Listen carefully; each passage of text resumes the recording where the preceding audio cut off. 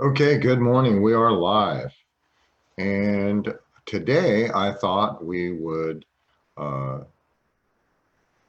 have a adventure in telling your own story. And I'm going to start by reading you a story that I wrote a long time ago. I had a conversation with someone, and their conversation sounded really, really harsh to me. But when I thought about it, I kind of understood where they were coming from. It was based on their belief system and how they were raised and their experience. And I kind of went to sleep. And when I woke up, this story was in my head and I wrote it down. I hope you enjoy it. It's called The Volcano People. So long ago, on a volcanic island in the South Seas, the island was lush, green, and beautiful with all of the things that one would need to live a safe and prosperous life. There were plenty of fish in the lagoon, fruit in the trees, and lots of fresh water. Living on the island was pleasant and measured and without care. The forest provided trees and vines necessary to build huts. Rocks and boulders from the volcano provided obsidian for all of the daily tools that the villagers would need to make or create anything that they want. And they lived in peace and they were happy, well fed, and illness free.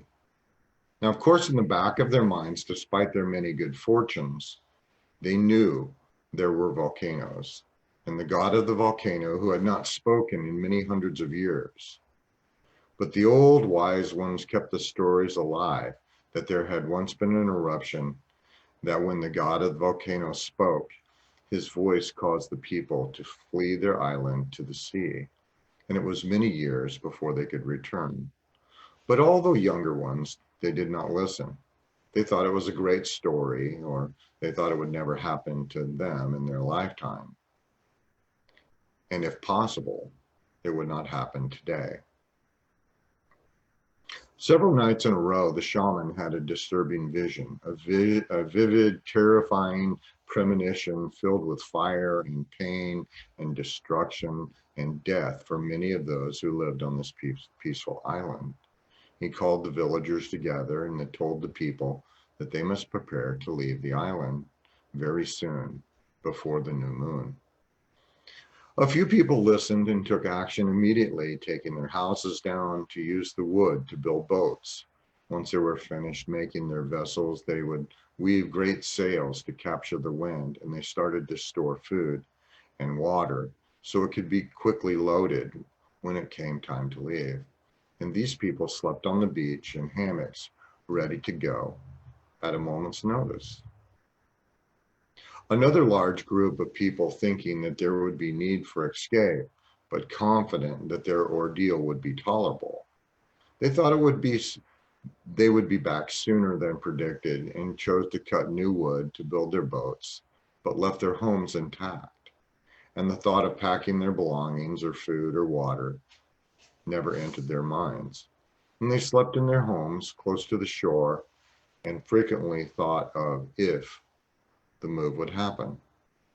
And the last was the group of people who heard the shaman's message, who could not or did not choose to believe the warning because they were far too comfortable in their lives or too frightened of the prospect of having to leave. So they did nothing and acted as if the shaman were wrong or had said nothing. And they asked themselves, why should they change their lives? They've always lived here. Did their parents and their grandparents not live here too and had always been safe? And it wasn't fair that the god of the volcano should want them to move. This was their home, so they did nothing. And this group also chided and ridiculed others for building boats and dismantling their homes, telling them that they were living in fear or the distant past. And the days and weeks went on with nothing out of the ordinary occurring. And it seemed that the group who were busy doing nothing may have been correct after all. A few of the boat builders at times wondered if perhaps the shaman had misinterpreted the signs and all these preparations were not needed. But still they slept on the beach or in their homes close to the shore. The night that the god of the volcano woke the people by shaking the ground and rumbling the mountain shook and coughed out smokes and breathed sparks into the air, and the people on the beach who had listened to the shaman quickly grabbed their belongings, their food stores and water, and launched their boats into the sea and rowed as hard as they could to the closest island on the horizon. The other group with boats ran from their homes, grabbing what belongings they could, the food and water that they had on hand, and boarded their ships, and also rowed to the closest island on the horizon. The villagers wondered if they had enough food and water to make it, but resolved that if they did go to the new island, they would somehow survive. The group that did nothing discovered it was far too late to build boats, so they gathered what food and water they had. They left all of their belongings because there was no room to carry it, and struck out on small fishing boats. Others quickly felled trees or ripped doors off of local huts and leapt into the water, leaving family members behind to fend for themselves. Some people were trampled or injured. There was great fighting and loss of life, and many just stood on the shore feeling angry that this was happening to them and talked loudly how it was not fair for the god of the volcano to do this now. The people in the boats just kept rowing toward the horizon. The people on the shore called and pleaded with the people in the ships to come back and help them, but the shaman told them, "Don't stop, just keep rowing." The vessels kept moving toward the distant island on the horizon, and at some point, the bitter cries for help were silenced. When the god of the volcano exploded the mountain early in the morning, just before sunrise, everything on the island was incinerated by the heat or covered with 50 feet of molten ash and lava, and the people in the two groups of boats knew that their island home was gone. Maybe not forever, but for now. Perhaps in a few years, scouts could return to see if the island was habitable again, and the people in the boats just kept rowing and stopped looking back because there was nothing to see anymore. Once the boats were several days away from the fire and ash, the wise few slowed their boats to allow the larger group with little food and water to catch up.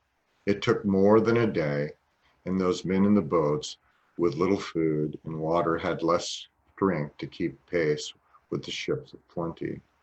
At last they caught up with the first group, and soon all of the boats were lashed together, forming a great ship from the many parts.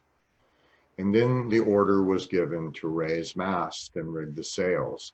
So once the large sails filled the winds, the rowers could finally stop and rest, and it was an easy matter to sail the large ship, even though it had many parts. The people watched in awe as their old world was burning in the distance, and they were grateful that a few had taken the time to think through what had been needed for all to survive. More time passed, and the side of the burning island was at the edge of the horizon, and sinking slowly back into the ocean. The villagers knew that the ordeal was almost over, and they would arrive at their new home with the sunrise.